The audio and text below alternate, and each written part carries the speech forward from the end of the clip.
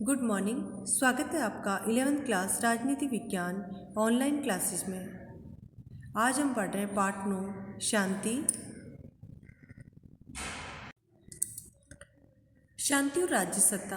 अक्सर तर्क दिया जाता है कि हर राज्य को अपने को पूर्णतः स्वतंत्र, पूरी तरह से स्वतंत्र और सर्वोच्च इकाई, देश के अंदर सबसे बड़ी इकाई के रूप में देखता है।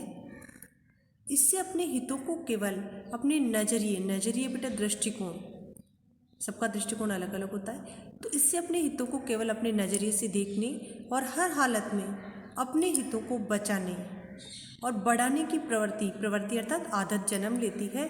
शांति का अनुसरण करने के लिए जरूरी होता है कि हम स्वयं को बृहत्तर मानवता के एक हिस्से के रूप में देखें। बृहत्तर यानी विस्तृत रूप, मानवता का विस्तृत रूप। लेकिन इससे अलग राज्यों में लोगों में फर्क करके देखने की प्रवृत्ति भी मिलती है। तो बेटा अपन बात कर रहे हैं शांति और राज्य सत्ता को एक दूसरे से जोड़ करके देख रहे हैं। राज्य सत्ता यानी संप्रभुता। तो ये तर्क दिया जाता है कि हर राज्य अपने आप को पूर्णतः स्वतंत्र मानता है और एक मतलब राज्य के अंदर सबसे बड़ी इकाई के रूप में देखता है। हर राज्य के अपने हित होते हैं और उसे अपने नजरिए दृष्टिकोण से देखने और अपने हितों को ही बचाने, अपने हितों को बचाने की एक नई आदत जन्म लेती है, एक आदत विकसित होती है। शांति का अनुसरण करने, शांति का अनुसरण शांति के पीछे चलने के लिए जरूरी होता है कि सबसे पहले हम जो विस्तृत मानवता है, विश्व स्तर की मानवता है, उसके एक हिस्से के रूप में खुद को जोड़ के देखें, तभी विश्व में शांति स्थापित हो सकती है। लेकिन इससे अलग अगर हम राज्यों में लोगों में फर्क करके देखेंगे तो शांति स्थापित नहीं हो पाएगी। अमन कायम करने का तरीका हिंसा के जिम्मेदार लोगों को सजा देना है। अमन यानी शांति।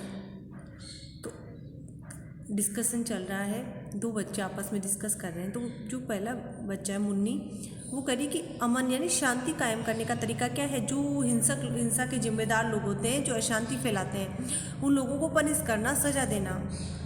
तो दूसरा बच्चा कह रहा है नहीं मुन्नी, हिंसा रोकने के लिए प्रतिहिंसा का इस्तेमाल नहीं किया जाना चाहिए। अगर हिंसा को रोकने के लिए, शांति स्थापित करने के लिए हम भी हिंसा का ही प्रयोग करेंगे, प्रतिहिंसा का इस्तेमाल नहीं की जानी चाहिए।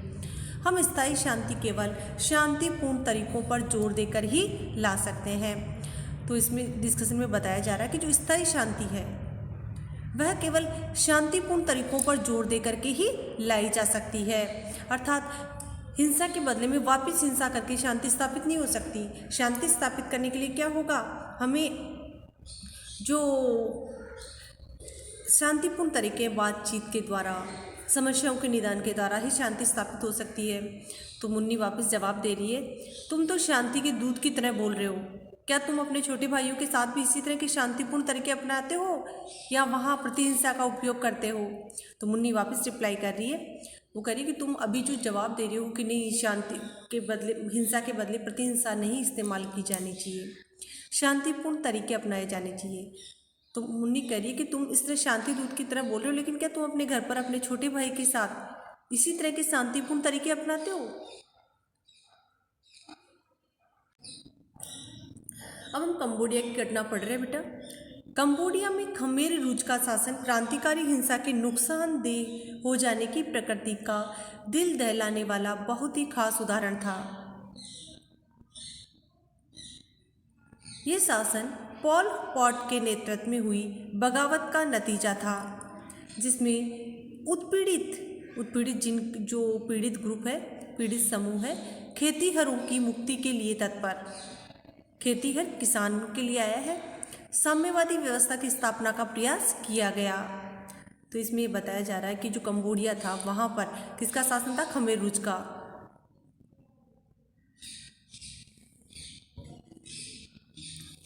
और वहाँ पर बगावत किसके नेतृत्व में हुई? पॉल पॉट के नेतृत्व में।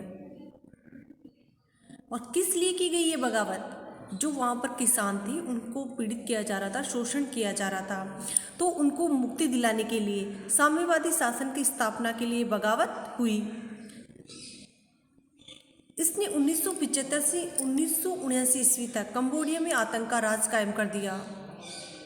जो ये 4 साल रहे कंबोडिया के, इसमें कंबोडिया में जो आतंक का शासन होता है वो स्थापित हो गया, जिसमें लोग 17 लाख लोग अर्थात देश की आबादी के 21% लोग मारे गए।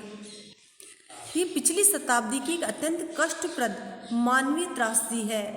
कंबोडिया में बेटा जो खमेर रूज के खिलाफ जो क्रांतिकारी सत्ता बगावत हुई और इसमें साम्यवादी शासन की स्थापना का प्रयास हुआ, इसके में 17 लाख लोग कंबोडिया के मारे गए, जो कि वहाँ की आबादी की 21% जनसंख्या थी। तो ये जो हमारी पिछली 19-20वीं शताब्दी की एक अत्यंत कष्टप्रद मानवीय त्रासदी थी, जिसमें मानवों को बड़ी संख्या में मारा गया। हो सकता है कि मनवांछित लक्ष्यों को प्राप्त करने के लिए अतिवादी आंदोलनों द्वारा व्यवस्थित हिंसा के प्रयोग का ऐसा ही नाटकीय और दिल दहला देने वाला परिणाम शायद हमेशा नहीं हो। तो जो किसी सत्ता को पलटने और नई व्यवस्था स्थापित करने के लिए जो मनवांछित लक्ष्य यानी अपने मन के अनुकूल उद्देश्य पूरे करने के लिए, तो ये जो अतिवादी आंदोलन होते हैं बहुत ही ज़्यादा बढ़ा चढ़ा के करने वाले, तो इसमें हिंसा का प्रयोग बहुत ही योजना बना करके नाटकीय रूप से दिल दहला देने वाला है, डरा देने वाला परिणाम शायद हमेशा नहीं हो, पर इस प्रक्रिया में प्राय संस्थागत रूप धारण करता है। एक संस्था की तरह अपने परिणाम स्वरूप बनी राजनीतिक व्यवस्था का पूर्ण अंग बन जाता है। तो ये हिंसात्मक घटनाएं भी एक संस्था का रूप धारण कर लेती है और चालू वर्तमान राजनीतिक व्यवस्था का अंग बन जाती है। ऐसा ही मामला नेशनल लिबरेशन फ्रंट का है। तो जो एग्जाम्पल दिया गया है उस जो दल बना हुआ था नेशनल लिबरेशन फ्रंट, इसने मतलब हिंसात्मक साधनों का प्रयोग किया। हिंसात्मक यानी मार काट। अल्जीरिया के स्वतंत्रता आंदोलन का इस ग्रुप ने, नेशनल लिबरेशन फ्रंट ने नेतृत्व किया। उसने अपने देश को फ्रांसीसी उपनिवेशवादियों के बोझ से 1962 में मुक्त तो कराया, लेकिन उनकी शासन का जल्दी ही निरंकुशवाद में पतन हो गया और इसकी प्रतिक्रिया वहाँ इस्लामी रूढ़िवाद के उभार के रूप में हुई। जो फ्रांसीसी उपनिवेशवाद था अल्जीरिया में समाप्त हो गया।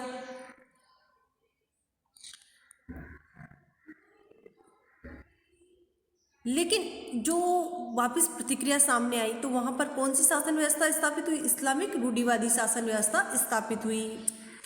यही कारण है कि जिसके चलते शांति को सर्वोच्च मूल्य मानने वाले शांतिवादी किसी न्यायपूर्ण संघर्ष में भी हिंसा के इस्तेमाल के खिलाफ नैतिक रूप से खड़े होते हैं। तो जो लोग शांति को सबसे श्रेष्ठ मूल्य मानते हैं, तो वो कहते हैं कि अगर आप के साथ अन्याय हो रहा है, आप न्याय चाहते हैं, तो भी आप हिंसा को मत इस्तेमाल करो। वे उत्पीड़न से लड़ने की जरूरत को स्वीकार करते हैं। हाँ, सही है कि अगर शोषण हो रहा है, आपको पीड़ित किया जा रहा है, तो आप लड़ो। हालांकि वे उत्पीड़नकारियों का दिल दिमाग जीतने के लिए प्रेम और सत्य को बढ़ावा देने की वकालत करते हैं। महात्मा गांधी की जो उपाय है प्रेम, सत्य, अहिंसा, इसको अपनाने की वकालत करते हैं।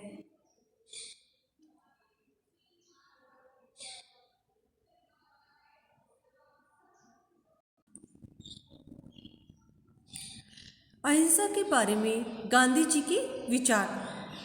अब बेटा अपन पढ़ रहे हैं कि हिंसा स्थापित करने के लिए प्रतिहिंसा नहीं होनी चाहिए, तो कौन सा उपाय है? तो अपन गांधी जी के विचारों की ओर चलते हैं। जो अहिंसा के बारे में गांधी जी के विचार हैं। मजबूरी का नाम महात्मा गांधी, कहावत आपने सुनी ही होगी। महात्मा गांधी के जो सत्य और अहिंसा के द्वारा जो सुधार किए गए, तो उसके लिए कहावत बन गई थी कि मजबूरी का नाम क्या है? महात्मा गांधी। असहायता को अहिंसा और अहिंसा को गांधी जी के समतुल्य बताने की प्रवृत्ति ने कुछ लोगों को ऐसा कहने का मौका दिया है। इस हल्की टिप्पणी का आधार दूर दूर तक फैला यह विचार है कि अहिंसा कमजोरों का रास्ता, अहिंसा जो लोग अपनाते हैं वो कमजोर होते हैं। गांधी जी ने बार बार कहा कि इस विचार के लोग अहिंसा और उनके दर्शन को समझते ही नहीं हैं। हम आमतौर पर यही समझते हैं कि अहिंसा का अर्थ चोट करना नहीं है, यानी किसी को मारना नहीं, किसी की क्षति नहीं करना। अहिंसक कार्य उसे माना जाता है जो शारीरिक घाव नहीं करे, किसी के शरीर पर चोट नहीं पहुंचाए। और गांधी जी ने इस अर्थ को दो मूलभूत तरीकों से बदल दिया। उनके लिए अहिंसा का अर्थ शारीरिक चोट, मानसिक चोट या आजीविका की क्षति से बाज आना भर नहीं है। तो गांधी जी के लिए अहिंसा क्या है? किसी को मानसिक चोट देना, शारीरिक चोट देना या जो रोजी रोटी की क्षति है उससे निपटना ही नहीं है। इसका अर्थ किसी को नुकसान पहुंचाने के विचार तक को छोड़ देना है। यानी हम मन में भी किसी के खिलाफ किसी को नुकसान पहुंचाने का विचार नहीं लाएंगे। उनके लिए हिंसा का निमित्त होने का अर्थ स्वयं चोट करना नहीं होता। गांधी जी का मानना था कि यदि मैंने किसी को हानि पहुंचाने में किसी अन्य की सहायता की अथवा किसी हानिकर कार्य से लाभान्वित हुआ तो मैं हिंसा का दोषी होऊंगा। तो गांधी जी के लिए किसी को चोट पहुंचाना किसी का नुकसान करना ही नहीं था। गांधी जी का मानना था कि यदि मैंने किसी को हानि पहुंचाने में किसी की सहायता की और किसी की हानि करके अगर मुझे लाभ प्राप्त होता है तो फिर मैं हिंसा का दोषी बन जाऊंगा। इस अर्थ में हिंसा के बारे में उनके विचार संरचनात्मक हिंसा की निशानदेही करते थे। जो हिंसा की जो संरचनात्मक अवधारणा है उसको त्याग करते थे। गांधी जी के लिए अहिंसा किसी को मन वचन क्रम से हिंसा का परित्याग था। यानी आप मन में भी किसी के खिलाफ गलत नहीं सोच सकते। गांधी जी ने दूसरा प्रमुख परिवर्तन अहिंसा के विचार को सकारात्मक अर्थ देकर किया। गांधी जी ने जो अहिंसा का विचार था इसको एक सकारात्मकता दी। किसी की हानि नहीं करना पर्याप्त नहीं है। यानी आप किसी की हानि नहीं कर रहे हैं लेकिन इसका अर्थ ये नहीं कि आप अहिंसा को अपना रहे हैं। अहिंसा को सजग संवेदना के माहौल की अपेक्षा होती है।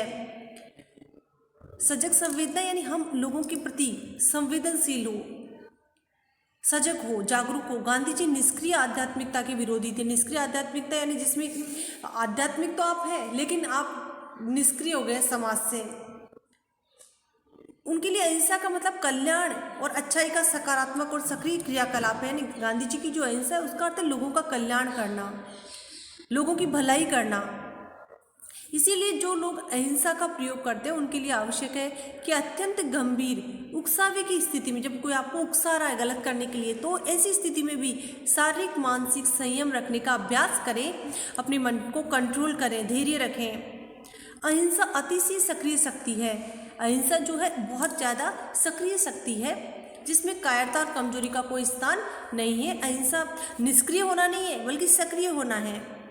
वास्तव में गांधी जी तो इस सीमा तक कह गए कि अगर अहिंसा किसी का बचाव करने के मामले में अपर्याप्त हो तो उनके स्थान नाम पर निष्क्रियता की शरण में जाने के बजाय हिंसा का सहारा लेना बेहतर होगा। गांधी जी कह रहे हैं कि अपने सामने अगर किसी का नुकसान हो रहा है फिर हम अहिंसा के नाम पे चुप रहें तो उसके स्थान पर तो हिंसा को अपना लेना ज़्यादा बेहतर होगा। कुछ गांधीवादी कहते हैं प्रारंभ में उद्धत कहावत को बदलकर कि मजबूती का नाम महात्मा गांधी कर देना। जी बिल्कुल सही। महात्मा गांधी जैसी मजबूती आज हर किसी में मिलना बहुत नामुमकिन सा नजर आता है। विकट क्षणों में भी अपने मन में किसी के खिलाफ गलत विचार नहीं लाने देना बहुत बड़ी बात होती है बेटा। तो गांधी जी की जो अहिंसा है वो कायरता और कमजोरी नहीं है बल्कि मन को मजबूत करने वाला तत्व है। अपन राज्य सत्ता की बात कर रहे थे तो राज्य सत्ता में हम देखते हैं ये अलग करके देखने की प्रवृत्ति विकसित हो जाती है। यानी अपने हित दूसरे देशों से अलग होते हैं। अपने नागरिकों के हितों के नाम पर वे अक्सर बाकी लोगों को हानि पहुंचाने के लिए तैयार हो जाते हैं। इसके अलावा आजकल हर राज्य ने बल प्रयोग के अपने उपकरणों को मजबूत किया है। यानी जो सैनिक शक्ति है, सामरिक शक्ति है, उसको स्ट्रॉन्ग बनाया है। हालांकि राज्य से अपेक्षा ये थी कि वह सेना या पुलिस का प्रयोग अपने नागरिकों की सुरक्षा के लिए करेगा, लेकिन व्यवहार में इन शक्तियों का प्रयोग अपने ही नागरिकों के विरोध के स्वर को दबाने के लिए किया जा सकता है। पहले माना गया था जो सेना है, पुलिस है, वो जनता के कल्याण के लिए होगी, लेकिन आज अपने ही देश के नागरिकों को इनके माध्यम से दबाया जा सकता। विश्व अलग अलग संप्रभु राष्ट्रों में विभाजित है। इससे शांति के रास्ते में अवरोध उत्पन्न होते हैं। पूरे विश्व में बहुत सारे राष्ट्र हैं, संप्रभु राष्ट्र हैं, तो इनमें कई बार शांति के मार्ग में बाधा उत्पन्न हो जाती है। ये निरंकुश शासन और म्यांमार जैसी सैनिक तानाशाही में सबसे अधिक स्पष्ट दिखता है। जहाँ पर निरंकुश शासन होता है, सत्ता पर किसी का कंट्रोल नहीं होता, संविधान का भी नहीं, तो इसमें अपन उत्तर कोरिया, म्यांमार जैसे जो सैनिक तानाशाह है, जहाँ पर जो अधिकारी है चुनाव के माध्यम से नहीं बल्कि सैनिक शक्ति के आधार पर सत्ता में है, तो वहाँ पर हम ज़्यादा देख सकते हैं। समस्याओं का दीर्घकालिक समाधान सार्थक लोकतंत्रीकरण और अधिक नागरिक आज़ादी की कारगर पत्ती में है। यानी जो ये समस्या है इसका एक दीर्घकालीन समाधान, दीर्घकालीन यानी लंबी अवधि तक चलने वाला समाधान। सार्थक लोकतंत्रीकरण, सार्थक लोकतंत्रीकरण यानी लोकतंत्र को वास्तविक या सार्थक बनाना और नागरिकों को अधिक आज़ादी देना। कारगर पत्ती यानी जो वास्तव में कोई फायदा करे ऐसी पत्ती है। इसके माध्यम से राज्य सत्ता को ज़्यादा जवाबदेह बनाया जा सकता है। रंगभेद के खात्मे के बाद दक्षिण अफ्रीका में यही तरीका अपनाया गया, जो हाल के वर्षों में राजनीतिक सफलता का एक प्रमुख उदाहरण है। तो इस प्रकार लोकतंत्र एवं मानव अधिकारों के लिए संघर्ष और शांति के सुरक्षित बने रहने के बीच घनिष्ठ संबंध है। रंगभेद के खात्मे यानी रंग के आधार पर जो भेदभाव था दक्षिण अफ्रीका में, तो उसके लिए ये तरीका अपनाया गया और ये राजनीतिक सफलता का एक उदाहरण भी रहा। इस प्रकार जहाँ भी लोकतंत्र की स्थापना के लिए, मानव अधिकारों की स्थापना के लिए संघर्ष है और शांति के सुरक्षित बने रहने के बीच में, दोनों के बीच में बहुत महत्वपूर्ण घनिष्ठ संबंध है। शांति कायम करने के विभिन्न तरीके। अब घनिष्ठ संबंध बताया गया, इसका कारण क्या था? क्योंकि जहाँ पर लोकतंत्र है, मानव अधिकार स्थापित है, तो वहाँ पर शांति बनी रहेगी। शांति कायम करने के विभिन्न तरीके। किसी देश में शांति किस प्रकार स्थापित की जा सकती है? शांति स्थापित करने और बनाए रखने के लिए विभिन्न रणनीतियाँ अपनाई गई है। रणनीतियाँ यानी तरीके, तकनीकें। इन रणनीतियों को आकार देने में 3 प्रमुख दृष्टिकोणों ने मदद पहुँचाई है। अपन 3 नज़रिए से विचार करेंगे। दृष्टिकोण यानी नज़रिया, सोचने का तरीका। पहला तरीका राष्ट्रों को केंद्रीय स्थान देता है। केंद्रीय यानी मुख्य स्थान, उनकी संप्रभुता का आदर करता है। संप्रभुता यानी कि उनकी जो सर्वोच्च शक्ति होती है, प्रभुसत्ता, उसका आदर करना। उनके बीच प्रतिद्वंदिता को जीवंत सत्य मानता है। राष्ट्रों के बीच ये प्रतिद्वंदिता होती है, उसको सत्य को स्वीकार करना।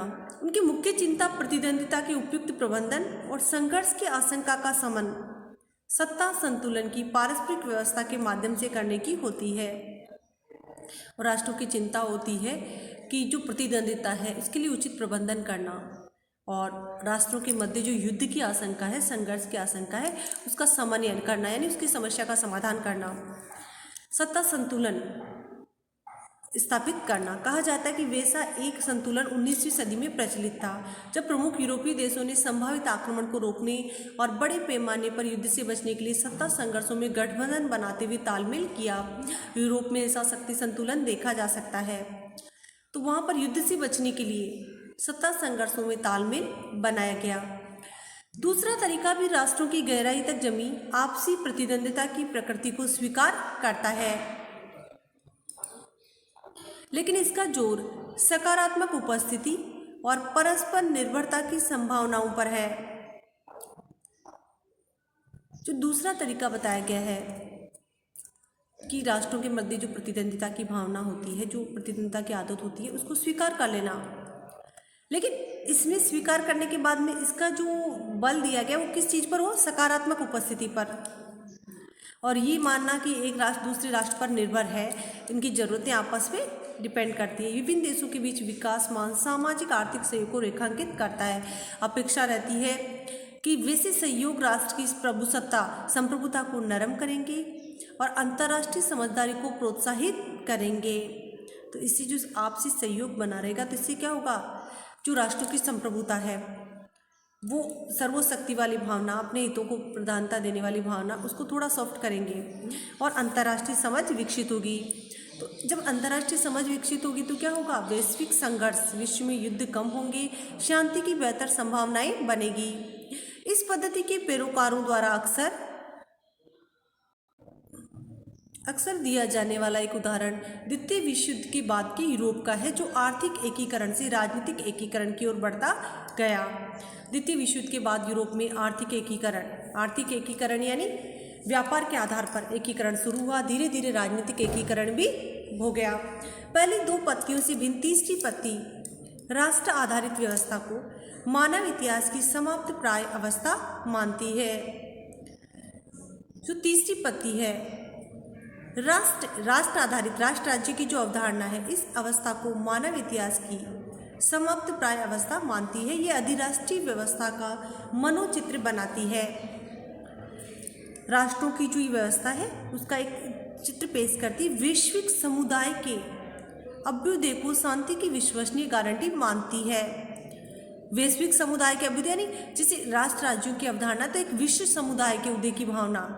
जब विश्व समुदाय के उदय की भावना होगी तो शांति की विश्वसनीय गारंटी मिलेगी कि हाँ, अगर विश्व समुदाय ये मान करके चलेगी संपूर्ण विश्व एक राष्ट्र है तो शांति की गारंटी मिलती है। वैश्विक समुदाय के बीच राष्ट्रों की सीमाओं के आर पार बढ़ती आपसी अंतःक्रियाओं और संशयों में दिखते हैं। तो विश्व समुदाय के बीच हमें कहाँ दिखाई देते हैं? जब दो देशों के बीच आपसी व्यापारिक संबंध है, राजनीतिक संबंध है, एक दूसरे के मध्य अच्छे संबंध दिखाई देते हैं, जिसमें बहुराष्ट्रीय निगम और जन आंदोलन जैसे विधिक गैर सरकारी कर्ता शामिल हैं। इस तरीके के प्रस्तावक और समर्थक तर्क देते हैं कि वैश्वीकरण की चालू प्रक्रिया राष्ट्रों की पहले से ही घट गई प्रधानता और संप्रभुता को और अधिक क्षीण कर रही है, जिसके फलस्वरूप विश्व शांति कायम होने की परिस्थिति तैयार हो रही है। तो बेटा 2 पत्तियां अपन ने पढ़ी थी। अब तीसरी पत्ती ये है कि जो राष्ट्र आधारित व्यवस्था है तो ये मानव इतिहास की समाप्त प्राय अवस्था मानी जाती है और इसमें एक अधिराष्ट्रीय व्यवस्था का मनोचित्र सामने आया है। अर्थात पूरे विश्व की जो राष्ट्र है कि विश्व सरकार बने, विश्व समुदाय बने तो विश्व में शांति स्थापित हो सकती है। और ऐसे बीज हमें दिखाई देते हैं व्यापार के माध्यम से, एक दूसरे के प्रति जो क्रियाएं होती है संशय यानी एक दूसरे के प्रति आश्रित दिखाई देते हैं।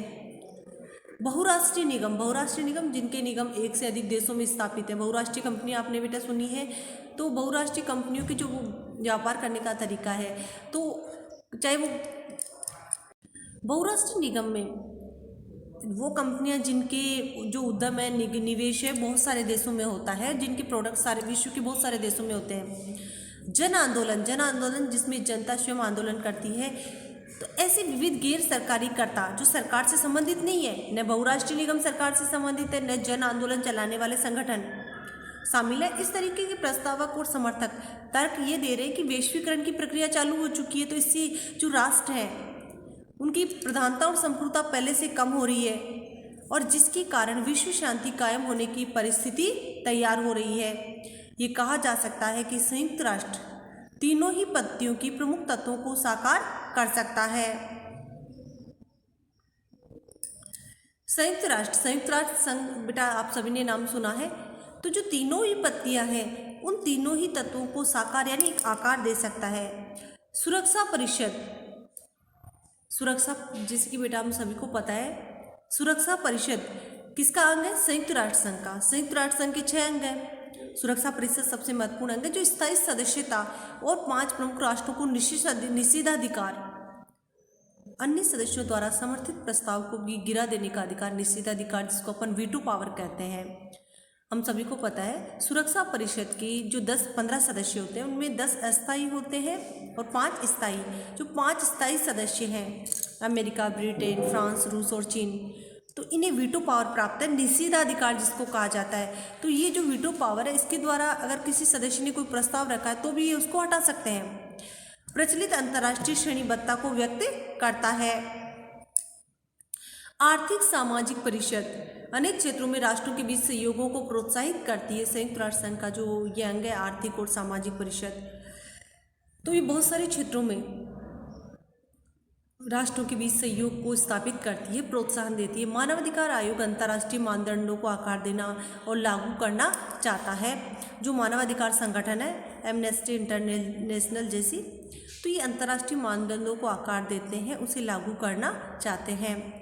तो जो संयुक्त राष्ट्र संघ जैसे संगठन है वो शांति स्थापित करने के लिए जो 3 पत्तियां बताई गई है, इन 3 पत्तियों को स्वरूप दे सकते हैं। अब बेटा अपन बात करते हैं समकालीन चुनौतियों की। हालांकि समकालीन चुनौतियां यानी वर्तमान में विश्व की जो मुख्य चुनौतियां हैं उनकी अपन बात करते हैं, कौन सी समस्या है, कौन सी चुनौतियां हैं। हालांकि संयुक्त राष्ट्र संघ ने अनेक उपलब्धियां हासिल की, लेकिन शांति के प्रति खतरों को रोकने और समाप्त करने में वह सफल नहीं हुआ। संयुक्त राष्ट्र संघ की स्थापना 24 अक्टूबर 1945 को हुई। उसके बाद से ही वह विश्व में शांति स्थापित करने के लिए प्रयासरत है।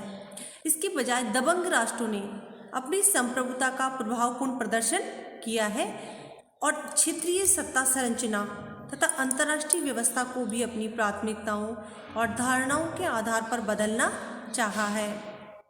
इसके लिए उन्होंने सीधी सैनिक कार्रवाई का भी सहारा लिया है।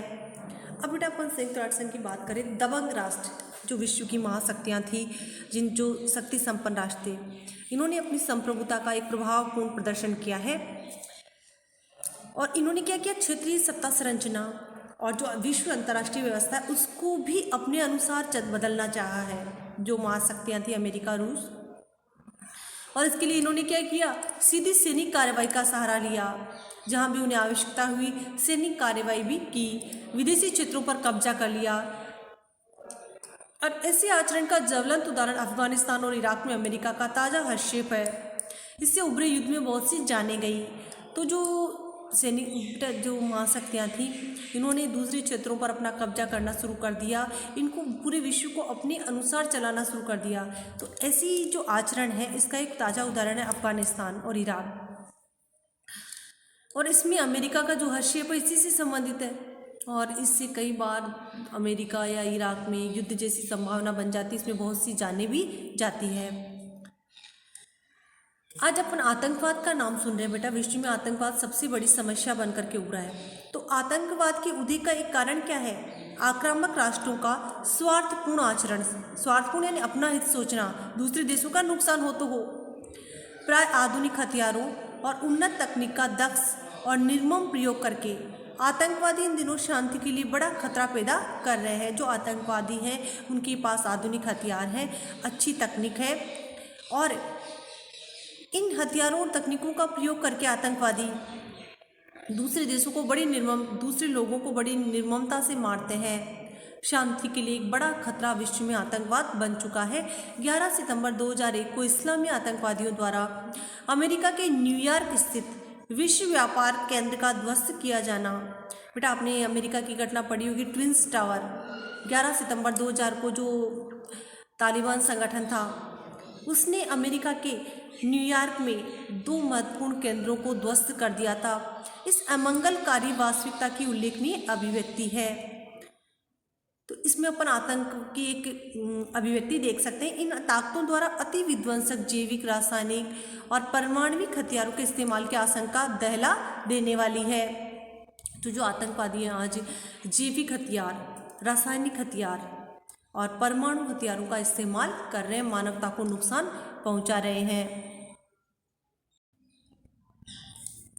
वैश्विक समुदाय ध्वंस जमाने वाली ताकतों की लोलुपता और आतंकवादियों की गुरिल्ला युक्तियों को रोकने में असफल है। जो विश्व समुदाय है, ध्वंस यानी जो दादागिरी दिखाने वाली ताकतें हैं, महाशक्तियां हैं, उनकी सत्ता लिप्सा यानी और अधिक विस्तारवादी नीति को रोकने में, और आतंकवादियों के द्वारा जो गुरिल्ला प्रणाली, छापामार प्रणाली अपनाई जाती है, उसको रोकने में ये असफल है। ये अक्सर नस्ल संघार अर्थात किसी समुचित जनसमूह के व्यवस्थित संघार का मुख्य दर्शक बना रहता है। तो इसमें क्या किया जाता है, आतंकवादी किसी नस्ल या किसी समुदाय विशेष को निशाना बनाते हैं और उसको मारने का कार्य करते हैं। विश्व समुदाय सिर्फ एक मौन या मुख्य दर्शक के रूप में देखता रहता है।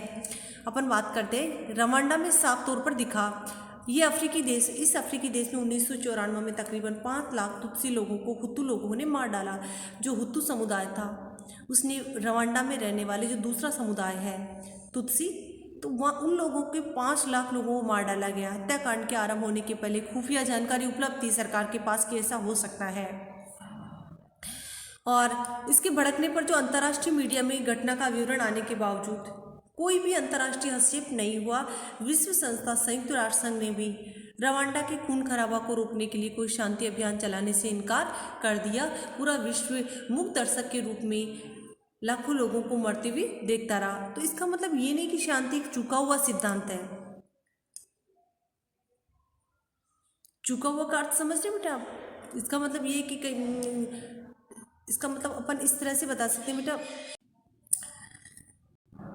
चुका हुआ का अर्थ ये है कि शांति कोई अपने मतलब रास्ते से भटका हुआ नहीं है। दूसरे विश्व युद्ध के बाद जापान और कोस्टा रिका जैसे देशों ने सैन्य बल नहीं रखने का फैसला किया। इसका कारण क्या था? द्वितीय विश्व युद्ध में अमेरिका के द्वारा जापान के 2 नगरों हिरोशिमा और नागासाकी पर परमाणु बम गिराए गए। पूरा शहर कुछ ही क्षणों में जल करके राख हो गया, लाखों लोग मारे गए और आज भी वहाँ पर इसकी छाप दिखाई देती है।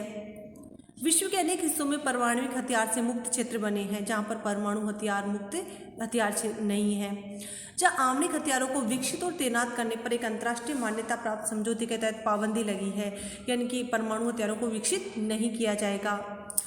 आज इस तरह के 6 क्षेत्र जिनमें ऐसा हुआ है या इसकी प्रक्रिया चल रही है। इसका विस्तार दक्षिण ध्रुवीय क्षेत्र, लैटिन अमेरिका, कैरिबियन क्षेत्र, दक्षिण पूर्वी एशिया, अफ्रीका, दक्षिण प्रशांत क्षेत्र और मंगोलिया तक है, जहां पर परमाणु हथियारों ने पर पाबंदी लगाई हुई है। सोवियत संघ के 1991 में विघटन से अति शक्तिशाली देशों के बीच सैनिक प्रतिद्वंदिता, खासकर परमाणु प्रतिद्वंदिता पर पूर्ण विराम लग गया है और अंतर्राष्ट्रीय शांति के लिए प्रमुख खतरा समाप्त हो गया। शीत युद्ध चल रहा था अमेरिका और रूस में अपनी अपनी शक्ति को बढ़ाया हुआ दिखाने के लिए, तो उस समय परमाणु प्रतिद्वंदिता चल रही थी, परमाणु हथियारों का जखीरा बढ़ाया जा रहा था। लेकिन 1991 में जब सोवियत संघ का विघटन हो गया तो इस पर पूर्ण विराम लग गया, परमाणु हथियारों के बढ़ाने पर जोर नहीं दिया गया और विश्व की शांति के लिए जो एक खतरा था वह तो इसके अलावा समकालीन युग शांति को बढ़ावा देने के लक्ष्य को लेकर होने वाली बहुतेरी लोकप्रिय पहलकदमियों का साक्षी बना। तो वर्तमान युग में शांति को बढ़ावा देना वर्तमान युग का लक्ष्य है और शांति स्थापित करने के लिए जो कदम उठाए जा सकते हैं उनका साक्षी बना है। तो इन सभी को प्राय शांति आंदोलन कहा जाता है। किसे कहेंगे बेटा शांति आंदोलन? जो वर्तमान युग है इसमें शांति को बढ़ावा देने को लक्ष्य माना गया है और इसकी प्राप्ति के लिए जो कदम उठाए जा सकते हैं उनका साक्षी ये युग बना है, इसलिए इसको प्राय शांति आंदोलन कहा जाता है। दोनों विश्व युद्धों के कारण विध्वंस ने इस आंदोलन को प्रेरित किया। प्रथम विश्व युद्ध 1914 से 18, द्वितीय विश्व युद्ध 1939 से 1945। तो शांति की ओर विश्व को प्रेरित किया, तब से जोर पकड़ता गया और राजनीतिक तब भौगोलिक अवरोधों के बावजूद दुनिया में बड़े पैमाने पर इसके अनुयायी पैदा किए। इस आंदोलन को विभिन्न तबके के लोगों ने बढ़ावा दिया, जिनमें लेखक, वैज्ञानिक, शिक्षक, पत्रकार, पुजारी, राजनेता और मजदूर सभी शामिल हैं। इसका लगातार विस्तार हुआ। महिला सशक्तिकरण, पर्यावरण सुरक्षा जैसे अन्य आंदोलनों के समर्थकों से पारस्परिक फायदेमंद जुड़ाव होने से यह और अधिक सघन हुआ।